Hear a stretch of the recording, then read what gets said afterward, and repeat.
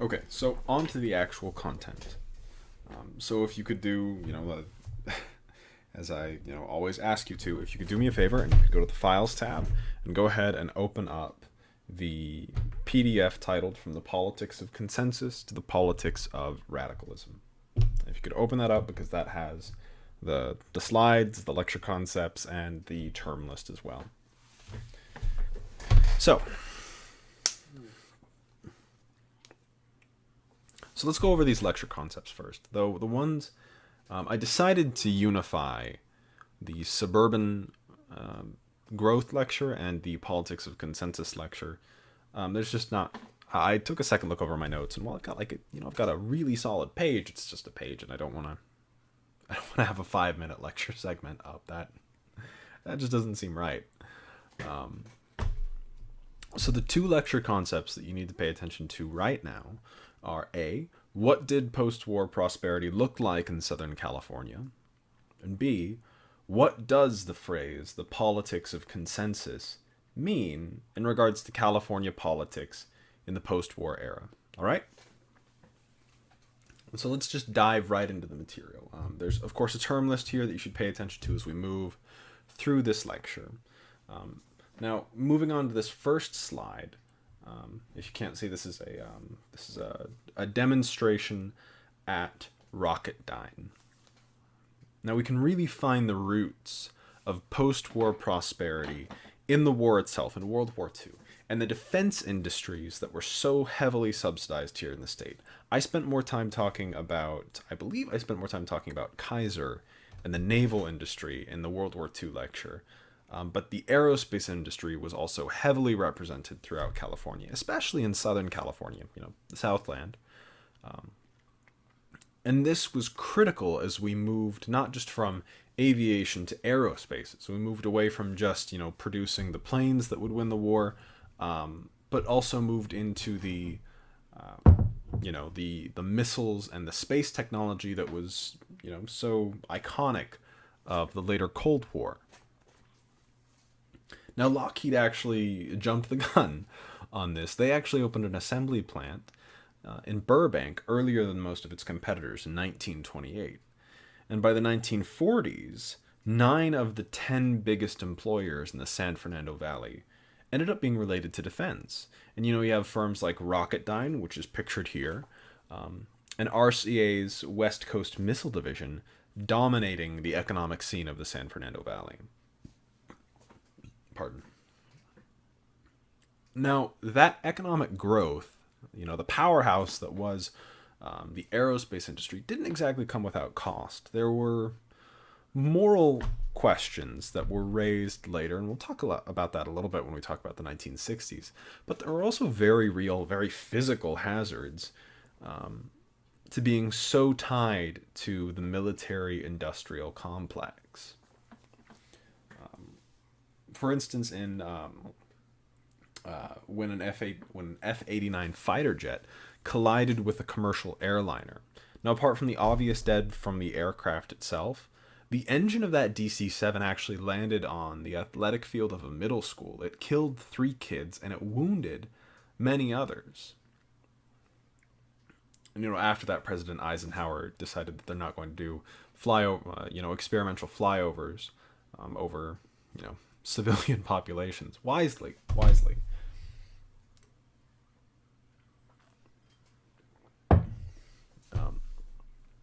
Now, despite the moral qualms and the material hazards, more and more people migrated to the valley. By 1945, these numbers are actually pretty astounding. By 1945, this previously, agricultural, how should I put this? Previously it was, dominated by orchards and by fields, much like, it looked quite a bit like what the outskirts of Bakersfield does today. And this was quickly converted into this suburban landscape. By 1945, the San Fernando Valley had 230,000 residents. By 1950, that population had doubled, and by 1960, it had doubled again, reaching over 840,000 residents. Now, I should say that most of those who moved to the valley during this time period were white. And I like Kevin Starr's description. He says they weren't just white, they were aggressively white. And they were destined to end up in residential subdivisions, what today we call the suburbs, suburbia, or if you are Malvina Reynolds, those little boxes on the hillside. We'll talk about the demographic makeup in a later lecture, but we will talk about it, make no mistake. Now, fueling this shift in California from urban density to suburban sprawl, you know what California really looks like today?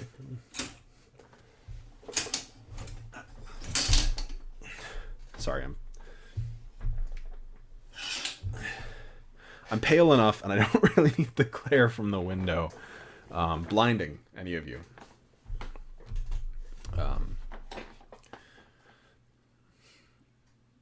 Now, again, fueling this shift from being either rural and urban to this middle ground, this suburbia, was the phenomenon that we call the baby boom.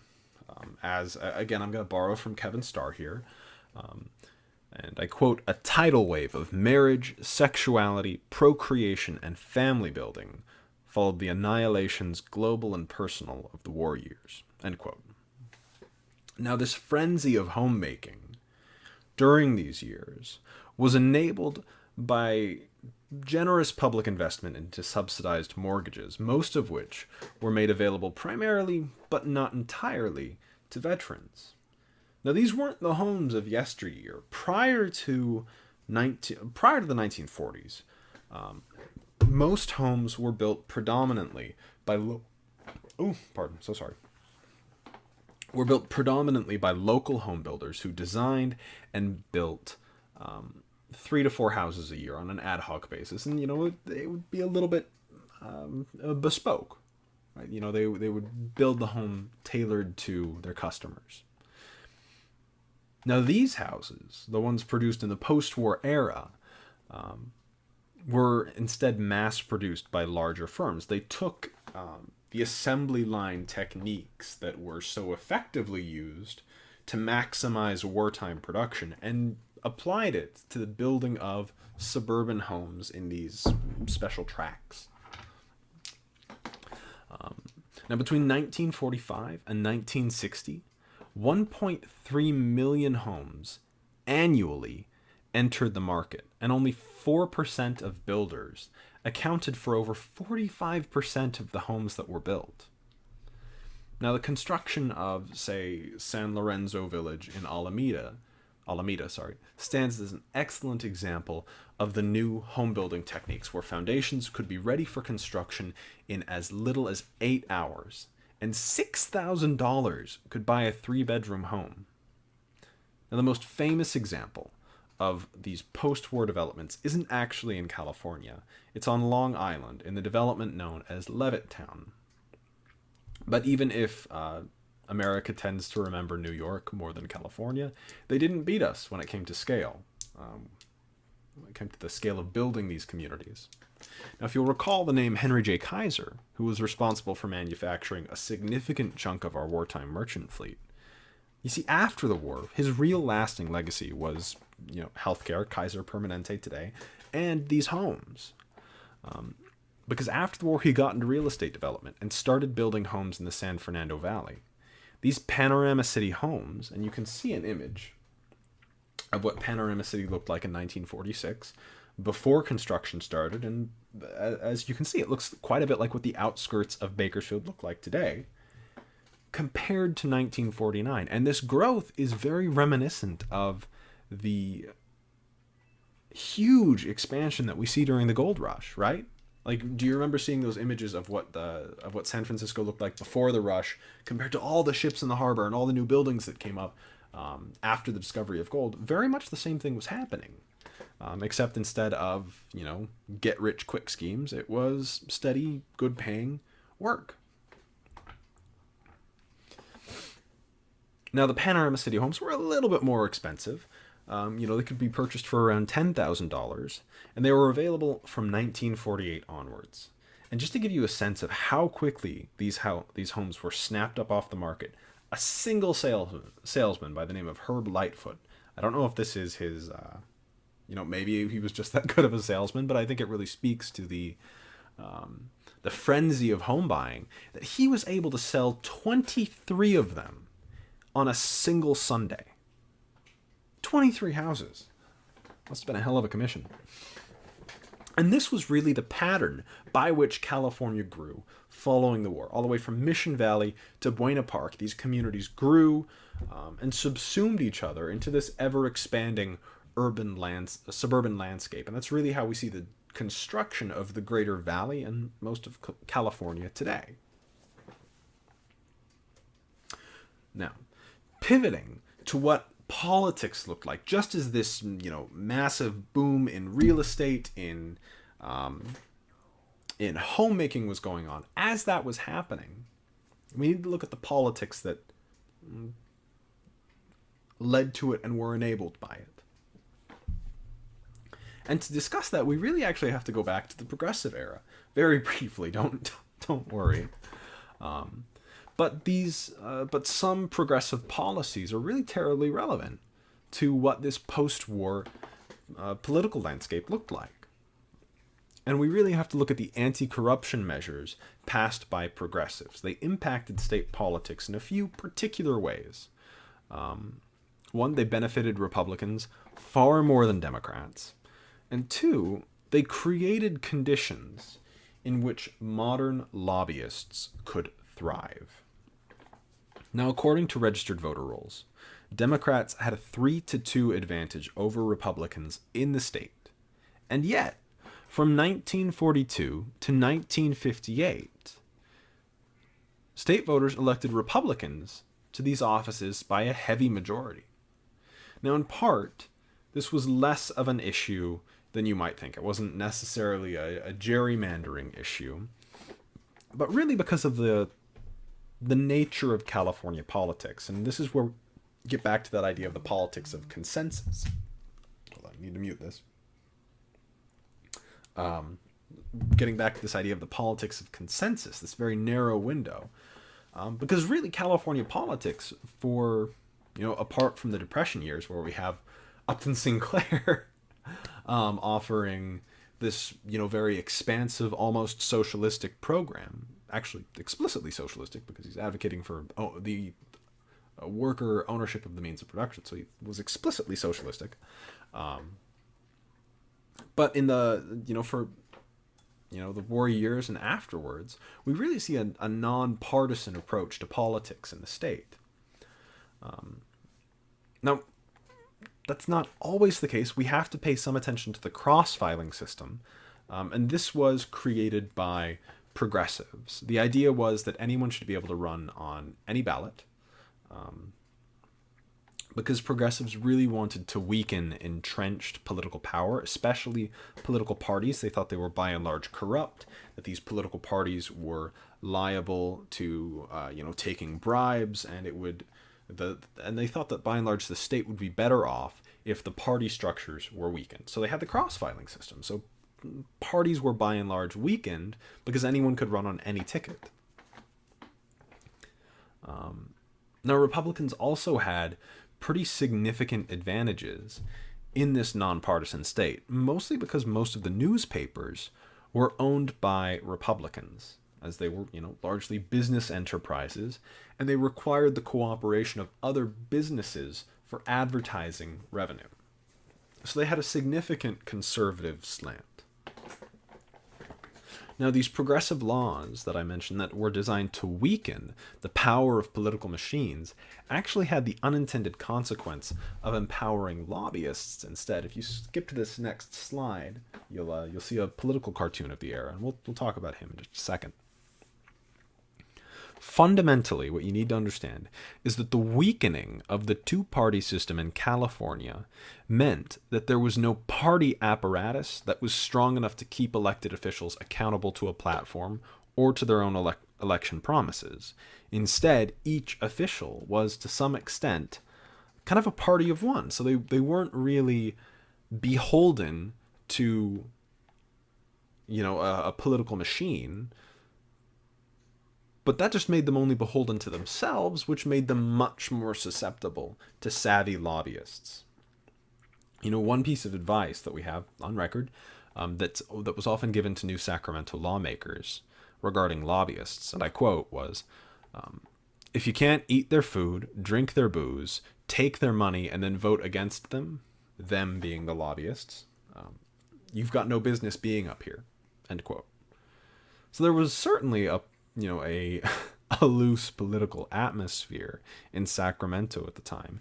And the most notorious example of this lobbying was Arthur H. Samish, who spearheaded the lobbying interests of liquor, oil, buses, trucking, mining, banking, billboards, theatrical interests, racetrack interests, and other lobbying groups in the state. He really had a finger in every pie. Now, his career actually came, it depends on who you ask.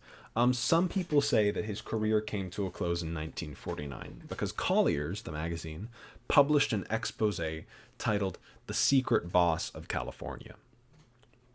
That might actually have been survivable. But instead of lying low and downplaying the allegations, Samish then did an interview. It was a pretty famous interview with his friend, Mr. Legislature. And I'd like you to go ahead and take a look at this next slide featuring Arthur Samish and his friend, the puppet on his lap, Mr. Legislature. It wasn't a good look for Samish, for sure.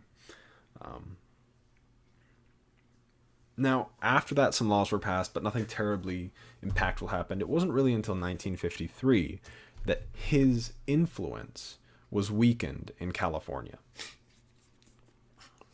In 1953, he was convicted of income tax evasion, and he actually spent 2 years in jail. And it was only in that window, when he couldn't exercise any influence on politics, that the state legislature was able to reorganize in a way to completely excise his influence. Now, it wasn't just lobbyists that were dominating the scene. We also have modern, how should I put this?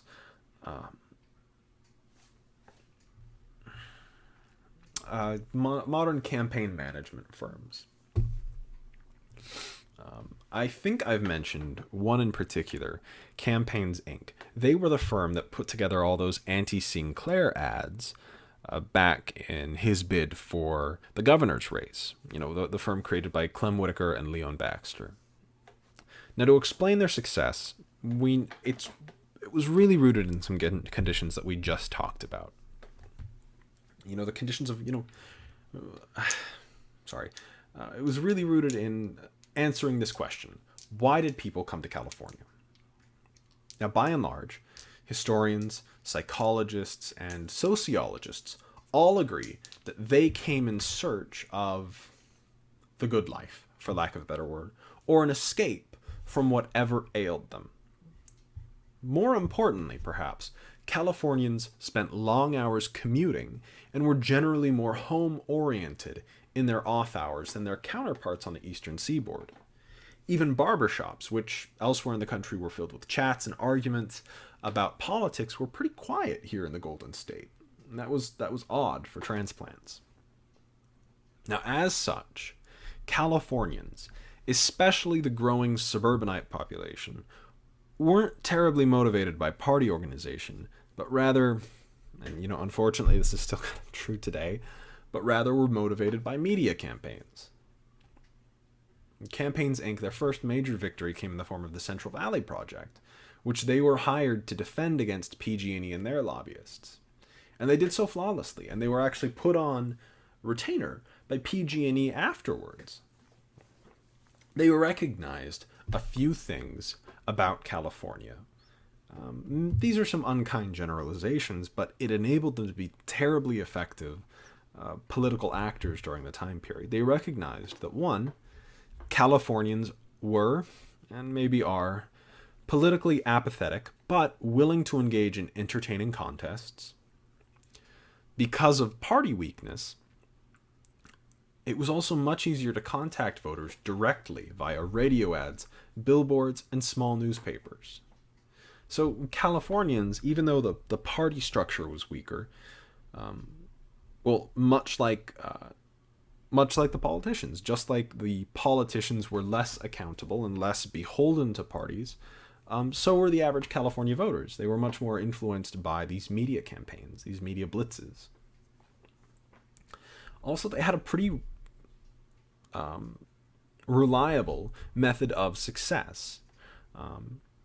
Step one, they completed exhaustive research into the issues and the backgrounds of all candidates, even their own, by the way.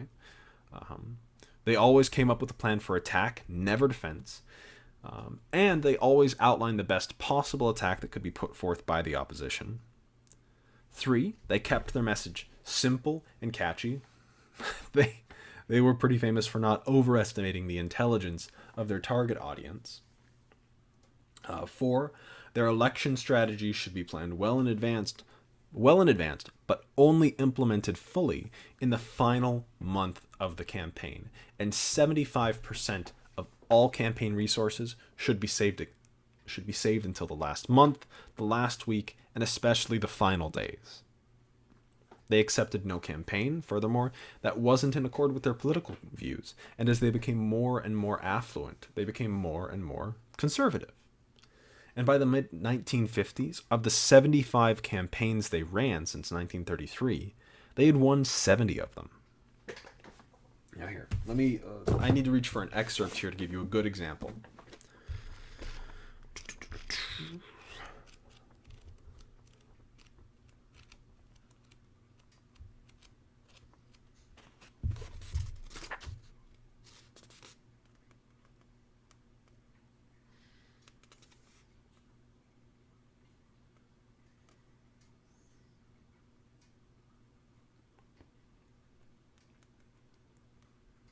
Right.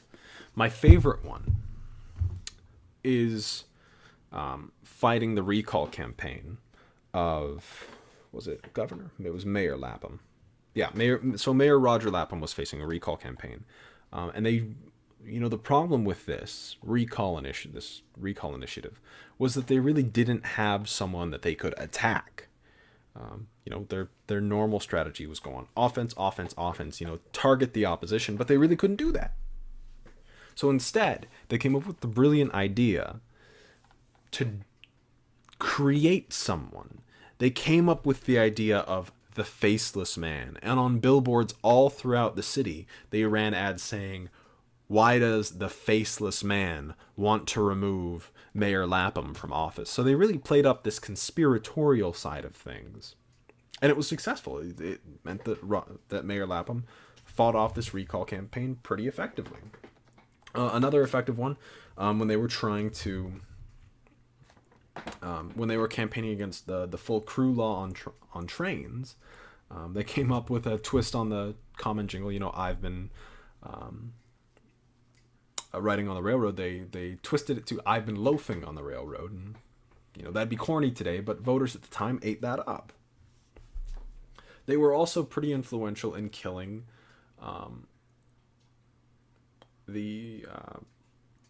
killing a bill that, somewhat tragically, especially given our current circumstances,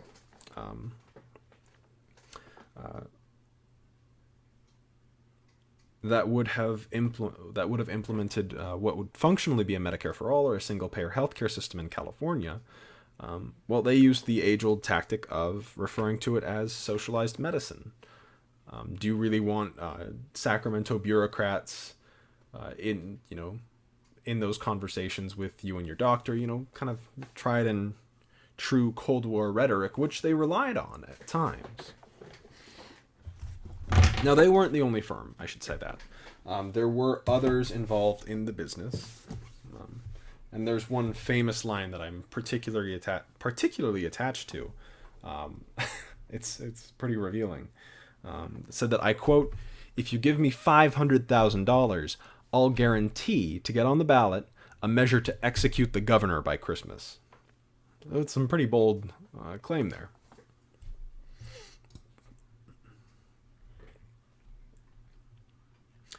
So we've talked about this post-war suburban boom, and we've talked about the structure of politics, or at least the underworld of politics, right? But what ideological bent did politics have at the time? Well, by and large, California during the war years and afterwards were represented by what I'd call nonpartisan Republicans. And that might be an odd term for most of you to hear. You see, the modern party structures were really born in the wake of the 1960s. Even during the New Deal era, during the Second World War, and especially in the post-war years in the 1950s, we see separate wings of the parties that we don't quite see to the same extent today. Like today, when we think of a conservative Democrat, for instance, they're significantly to the left of a conservative Republican, right? So today we tend to think of terms like conservative and liberal being interchangeable with terms like Democrat and Republican. So, being far to the left of a political spectrum is being, a hardcore Democrat, being just like it would be being a hardcore liberal, and the same is true for Republicans and conservatives. But that was not true at the time. There were conservative Democrats that were as conservative Republicans, and there were progressive Republicans that were as progressive Democrats. We saw a New Deal and an anti-New Deal faction present in both parties, not just during the war years, but also in the post-war years as well.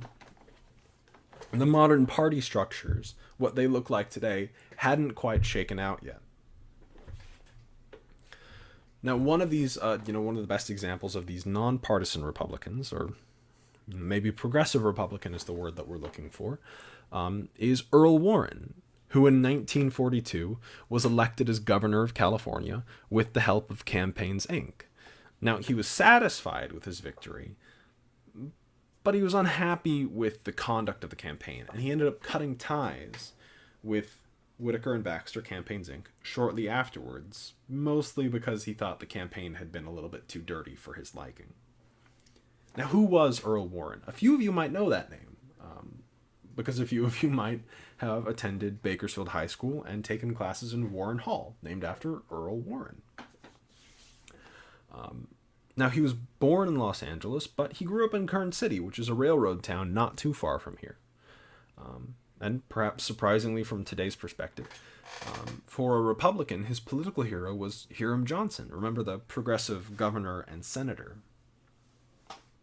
Now, prior to his election as governor, he was the state attorney general. Unfortunately, that meant that he oversaw the implementation of Japanese internment, which was certainly a blight on his record. And he acknowledged that. Later, I believe he was interviewed in the 60s, maybe even the 70s. He was interviewed on the matter, and he actually broke down crying in the interview. So it was not something he was proud of. But in 1945, he really angered and alarmed conservatives by recommending a state compulsory health insurance law. In other words, Medicare for all on a statewide level. Now, this wasn't really new. Progressives had advocated for such policies as early as 1916, but between the First World War, then the boom years of the 20s, and then the Depression, that idea had been set aside. Now that it was back on the table, the California Medical Association and the American Medical Association went into high gear to oppose that legislation. They hired, of course, Campaign Inc. to kill the bill, and they succeeded in doing so. Again, with calls of, equating this to socialized medicine, and quite frankly, the political slogans that we're used to, unfortunately, today. Now, Warren, in addition to this statewide compulsory health insurance law, he also sought to increase the gas tax in order to fund improvements and expansions to state highways and freeways. But again, he was stymied by opposition from oil and trucking interests. He rightfully campaigned that this was short-sighted, as the road improvements more than justified the tax, and they'd save money on repairs and wear and tear, but that wasn't something that these lobbying interests were particularly interested in hearing. Now, Warren was actually re-elected to an unprecedented third term in 1950, though he didn't cap 1946. 1946 was his banner year because he won both the Democratic and the Republican primaries. In fact, he was a contender for the Republican presidential nomination of 1952, although the machinations of an up-and-coming Cold Warrior from Orange County, who you might be familiar with, Richard Nixon, put a stop to that. But that's more on national politics. Now, in part, because Warren stepped aside for Eisenhower, and because Eisenhower thought that Warren would be a pretty reliable and boring pick for the role, Eisenhower ended up appointing Warren as Chief Justice of the United States Supreme Court. And unfortunately for Eisenhower, who thought that he was picking a stolid, pretty boring man, Warren actually led one of the most activist benches in the history of the Supreme Court. We've got landmark rulings like Brown v. Board of Education, which mandated the desegregation of public schools within the United States. It was the Warren Court that established Miranda rights. It was the Warren Court that reaffirmed Americans' right to privacy. He was tremendously influential in the creation of many of the things that we take for granted today. And I will proudly note, he was from Kern County. Now, his successor in the governor's mansion was Goodwin Knight, another centrist Republican who was effectively nonpartisan and enjoyed significant support from both Democrats and Republicans. For that matter, 5 of his top staffers were Democrats, and he kept a union-busting right-to-work bill from ever reaching his desk. Now, this changed in 1958 in the Republican primary because Knight, successful though he was challenged by the retiring California Senator William F. Nolan, who was a Cold Warrior through and through and who was significantly to the right of Knight.